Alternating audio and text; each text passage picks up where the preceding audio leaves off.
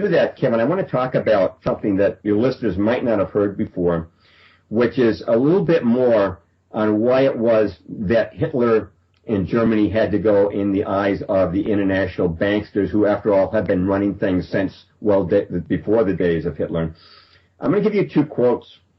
And this first quote is from Arthur Laurie, who's a British chemist, professor, member of the Royal Society of Edinburgh. He said this in 1938, quote, "As long as Germany and Italy are under their present governments, they will not touch foreign loans. And Germany, by her method of internal economy and trading, has eliminated the international financier and those who make profits by playing with foreign exchanges. That is doubtless why the government is being forced by the city, meaning London, to start a trade war with Germany. If the economic methods devised by Germany are successful and spread to other nations, if Hitler succeeds in his policy of establishing permanent peace in Europe, the high financier will cease to be able to exist. It is therefore their main interest today to plunge the four powers into war in order to destroy Germany and Italy," unquote, Arthur Laurie, Royal Society, 1938. The second quote is from a guy you've probably heard of, William Guy Carr, in his great book, Pawns in the Game, published in 1955, which I think is one of the best analyses I've ever seen of the Illuminati. This guy was talking about the Bilderbergers in 1955, and man, that's a long time before Daniel Estlund. I don't think Daniel Estlund was even a gleam in his parents' eye at that point. Yeah, exactly. Well, William Guy Carr said this in Pawns in the Game, quote, "Hitler antagonized the international bankers when he announced his financial policy and monetary reform program. He persuaded Italy, Spain, and Japan to back him in his determination to challenge the power of cartels and monopolies financed and controlled by the international bankers, particularly their brainchild, the Bank of International Settlements. Since the Great War, meaning World War I, the international bankers had set up 26 central banks. They were modeled after the Federal Reserve. Paul Warburg's creation of 1913 had been steadily attempting to set up a central banking organization which would acknowledge no authority on this planet as above it. Hitler knew that if Warburg and associates had their way, the Bank of International Settlements would become as autocratic as the Bank of England is in British affairs. Hitler decided to take a definite stand and refused to allow Germany to be merged into the League of Monopolistic States secretly controlled by agents of the Illuminati," unquote, William Guy Carr, 1955. So it sounds like the reason for the war on Hitler was not the good reasons, it was the bad reasons. Just like the war on Saddam Hussein. You know, we didn't fight Saddam Hussein because he was a brutal dictator, which he was. We went after Saddam Hussein because he was using his oil money to help his people, and he was resisting Zionist genocide. So we went after Saddam because of the good things he was doing, not the bad things. And likewise, it sounds like you could make the same case about Hitler. You could. I also want to, before I talk about the world conquest issue, I do want to mention some other things about Hitler. Besides being an enemy of bankster capitalism and creating a very healthy economy that was based on bartering, they didn't even have any gold because they'd been stripped of it after World War I. He also dismantled the Freemasonic lodges, which the Freemasons and the Illuminati had used for years to control Europe. He banned them. He also banned pornography, which had been rampant under the Weimar Republic before him. He also was obviously an enemy of Bolshevism. He invaded Russia in an attempt to destroy it. You mentioned Hitler banning pornography, and ironically, supposedly, there's a huge market for Nazi pornography, and it's mostly Jewish people that buy it, which always struck me as very strange. Yeah, I know that he banned it. I have to investigate that claim a little bit more. But just to complete the thought, he was also, obviously, he and the Germans and Japanese were enemies of world government. They would not be absorbed into a world government because of their fierce nationalism. And obviously, Hitler was also an enemy of the Zionists. And if I told you today that there was a national leader who's the enemy of banksters, pornography, Freemasonry, Bolshevism, world government, and Zionism, you'd probably think that probably sounds like a pretty good guy. So that's pretty much what Merlin Miller is going to come on and advocate in the second hour. and he's about as far from the popular image of Hitler as a demonic, evil, racist dictator as anybody. Merlin is a very sweet guy who actually cares about his country and people, a compassionate fellow. So maybe he could put a new face on some of those policies, shave the mustache off them. Exactly, and I'm not trying to idealize the society. I find its eugenics policies repugnant, and they built a whole cult of personality around Hitler, which I think is dangerous for any country to do. But let's take a look at the claim that Germany wanted to conquer the world. We've already looked at Japan in that context. I want to point out something that might surprise some of the listeners, which is that no document has ever been found in any German archive indicating that Germany had a plan to conquer the world. Hitler never stated publicly or privately that he wanted to conquer the world, nor did any German general or statesman at any time state that they wanted to conquer the world. Well, but they wanted a lot of Lebensraum, didn't they? I think that the invasion of, I'm going to talk about the invasion of Russia in a minute and why that took place. But they don't seem to need any Lebensraum today. I don't think they needed it then. Germany, as far as conquering the world goes, it was the size of Oregon and Washington. Japan was about the size of Montana. And the idea that they could, conquer Britain and occupy it, and then conquer Russia and occupy it, and then have enough left over to come over and conquer and occupy North and South America is ludicrous. For one thing, Kevin, in order to make a land invasion of the United States, to make an attack, you would need air support. That would be essential. The German Navy never had a single aircraft carrier. And I'll just quote Charles Lindbergh on this. He said this for the America First Committee. He said, quote, "Let us not be confused by this talk of invasion. Great armies must still cross oceans by ship. No foreign navy will dare approach within bombing range of our coast," unquote, Charles Lindbergh. What he's pointing out here, the German Navy, they had no aircraft carriers. If they tried to invade us, their transport ships would have simply been bombed to smithereens by our land-based air force. No way they could have done it. And there is not a single shred of evidence that they had a plan of world conquest. Now, in response to this, what some people would say was, well, we don't need documentation.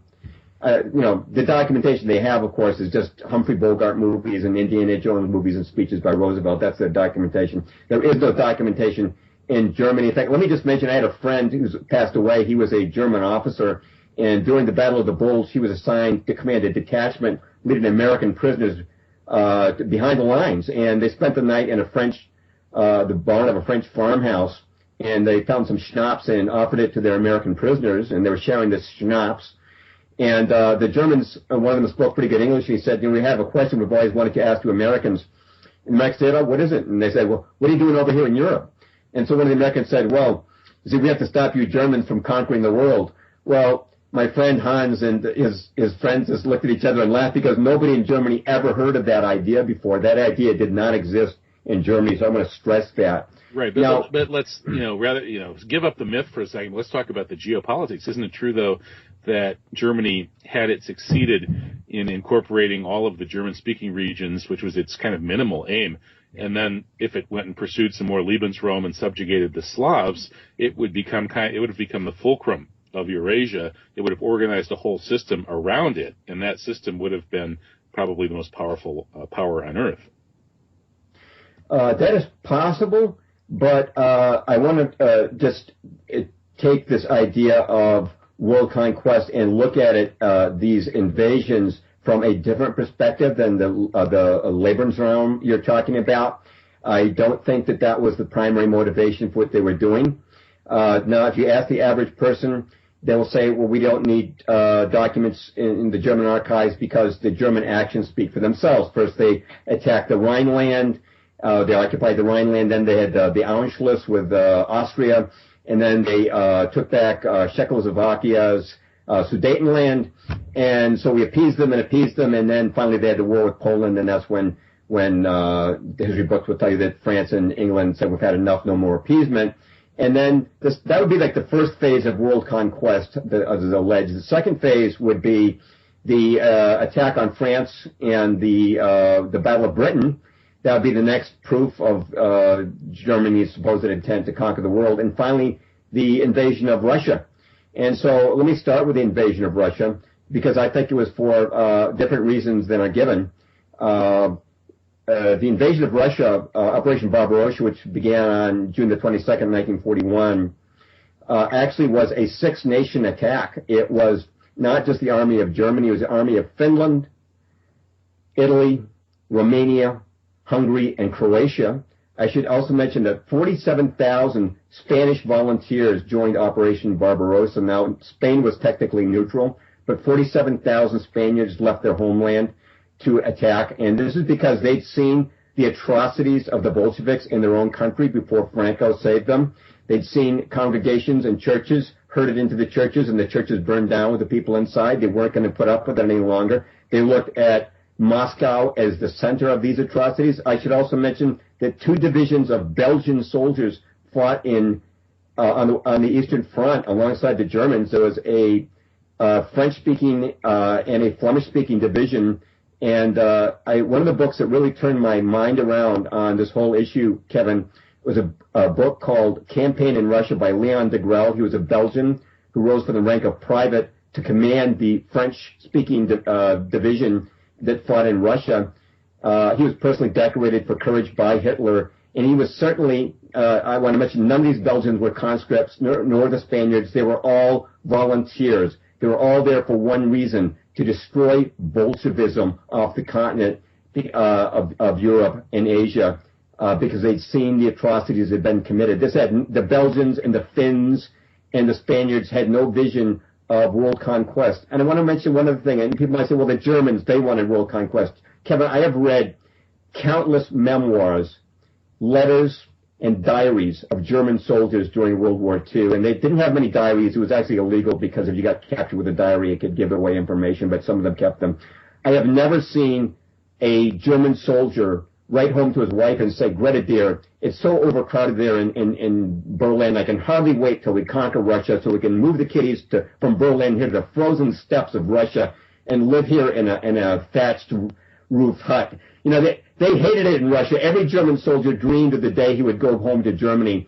This was not about conquering Germany to have living space. I will say that Hitler had his eye on 2 economic objectives, though. One certainly was the granaries of the Ukraine, because Germany had been starved out by Britain by a blockade in World War I. Several 100,000 people died of starvation. He wasn't going to let that happen a second time. And the other thing was the oil in the Southern Caucasus, because they needed that as well. So he certainly did have economic objectives in mind.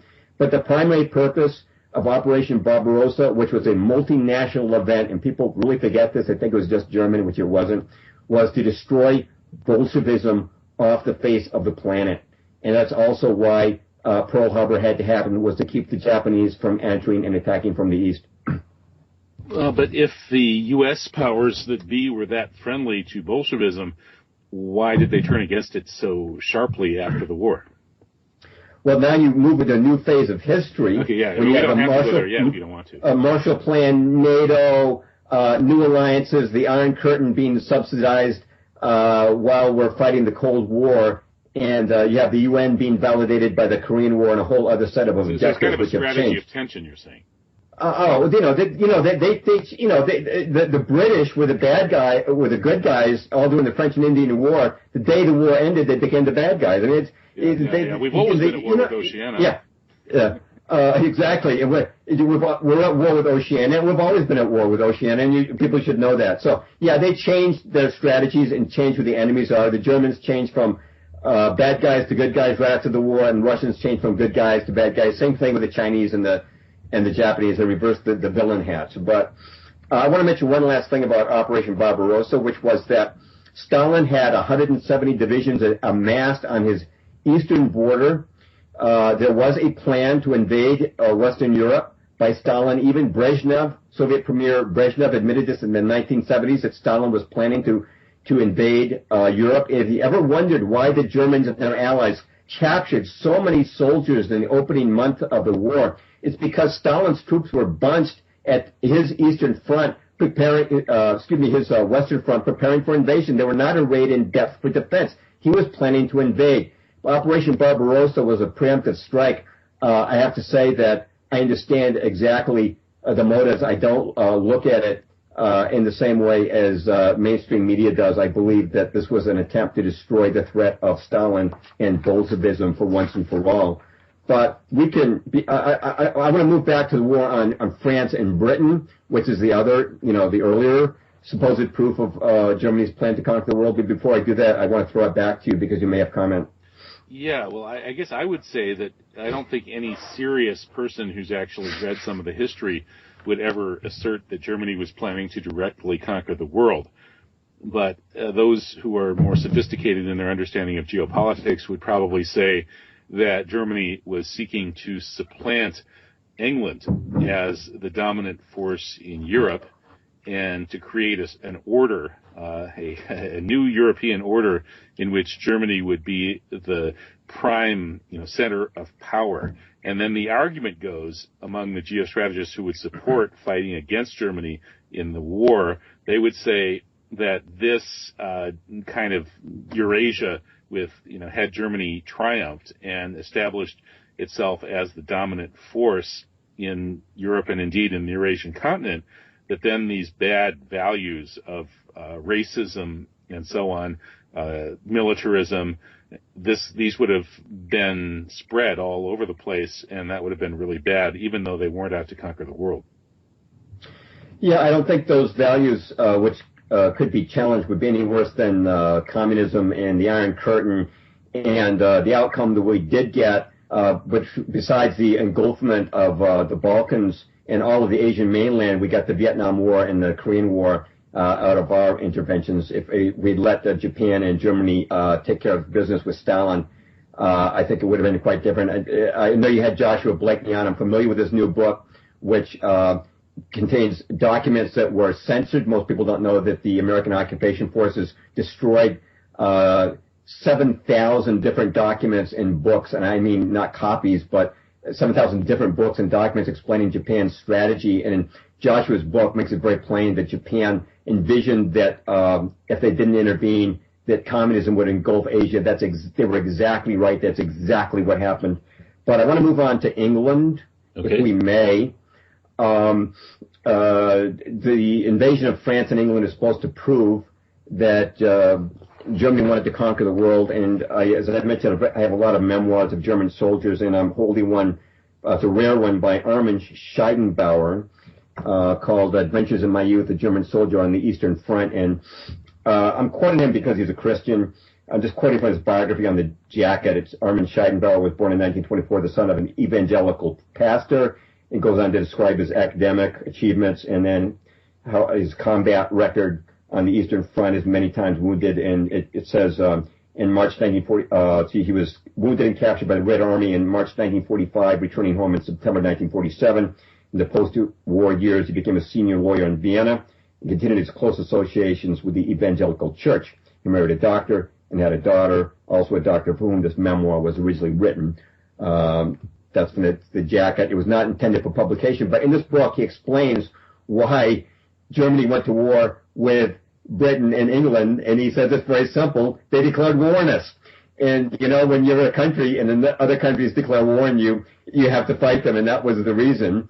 And, of course, the war with France was very quick, and people call the Blitzkrieg a very cruel form of warfare. I want to point out, I know I'm saying a lot of contrary thoughts tonight, but the Germans, like the French, had the experience of World War I, where for years millions of soldiers died on each side in trench warfare. They weren't going to have that. They said, we're going to do one and done. We're going to go in with air mobilized forces. We're going to win this thing fast, and then it's over.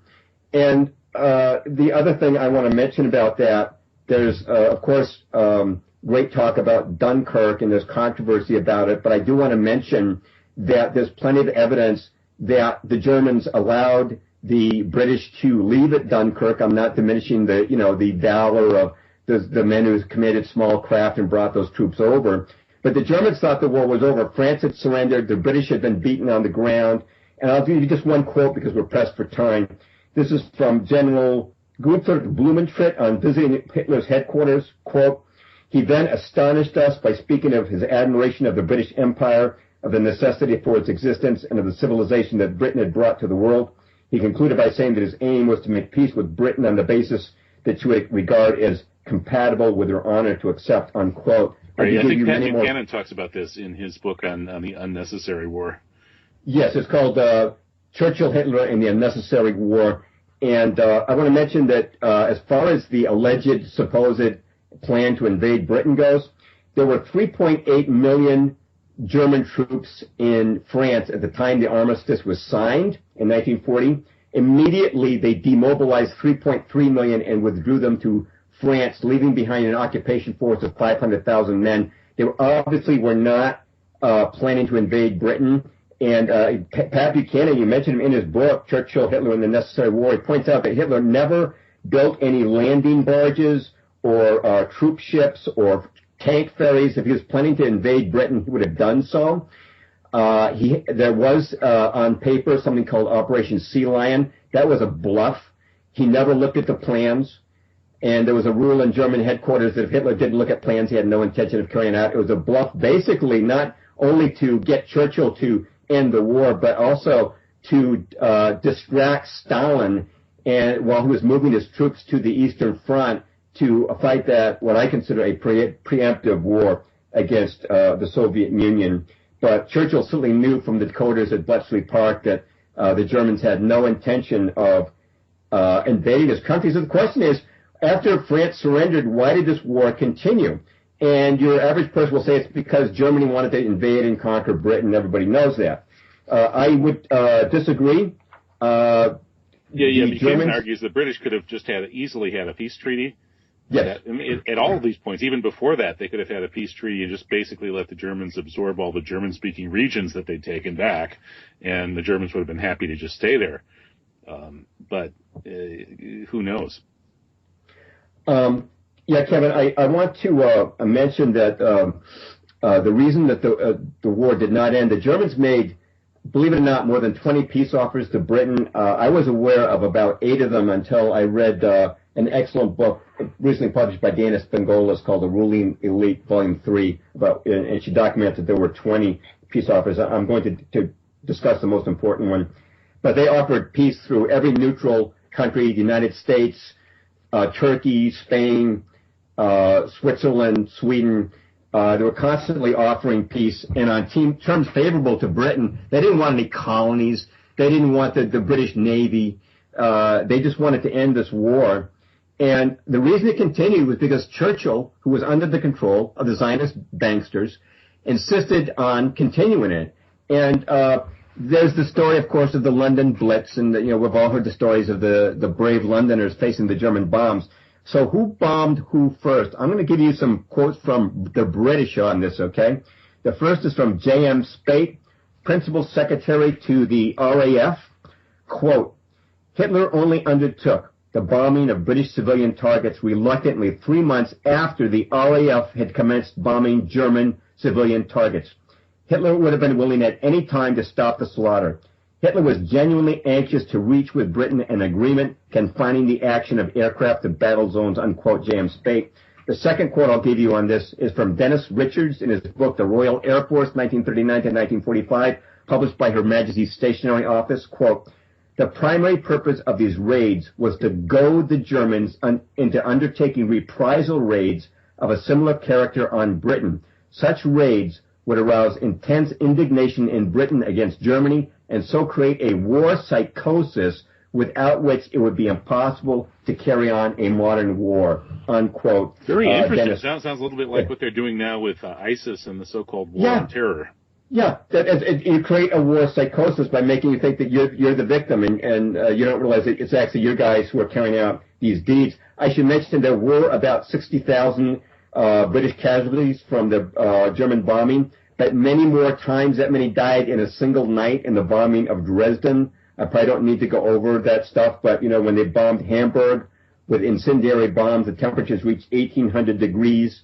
The winds were 150 miles an hour, and even the asphalt melted, and they say that children running down the street actually seemed to burst into flaming torches. This is all in contravention of the Geneva Convention. So you want to talk about it had no military purpose either. It was pure, sadistic torture of civilians.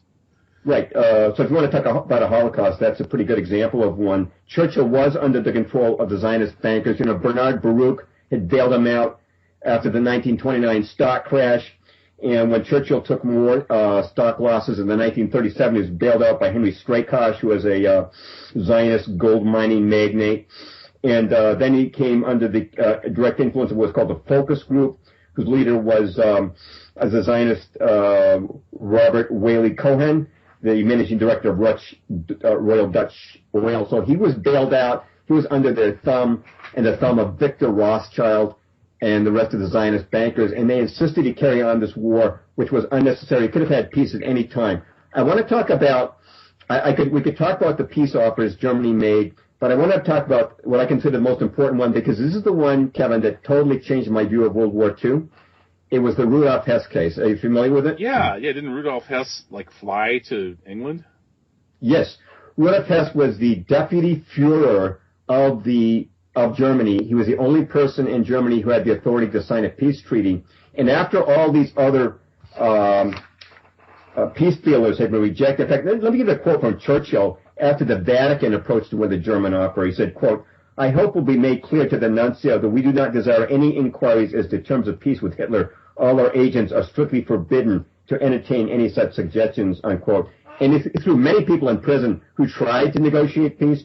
But Rudolf Hess flew May the 10th, 1941, an unarmed Messerschmitt fighter right through the British defenses. He parachuted to the ground, which was not his plan. That was not the original plan. He was supposed to meet some people at an airstrip. It didn't work out.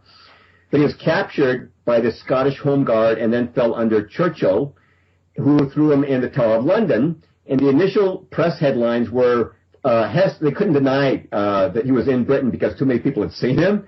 So they said, Hess flees Britain, Hess flees Hitler. Well, that didn't make sense because he was fleeing the Third Reich. Why didn't he have a press conference and denounce the Third Reich, okay? They put him in the Tower of London. Now, he came with a peace offer which included complete withdrawal from France. This is mentioned by Peter Padfield, the late British historian, in his book. It was complete withdrawal from France, negotiate the future of Poland, end the war completely. The timing is not coincidental. The date of Hess's flight was May the 10th, 1941. What happened 1 month later? June the 22nd, 1941, Operation Barbarossa. Germany did not want a two-front war. They were desperate to end this war with Germany and with England, and that's why the deputy Führer himself, Rudolf Hess, flew there. But what happened was the local Scottish newspapers got wind of the fact that Hess said he came to offer peace. This made a press release across the Atlantic, was picked up by American Mercury magazine, was seen by some American congressmen who started inquiring of Roosevelt, and now Roosevelt and Churchill had a great big problem, so they changed their story. And Churchill's new story became, Hess is a madman. He's a lunatic, and he was advised by his press baron, Lord Beaverbrook, to start sending psychiatrists to see Hess. And one of the psychiatrists they sent to see him was none other than the man who developed MK Ultra.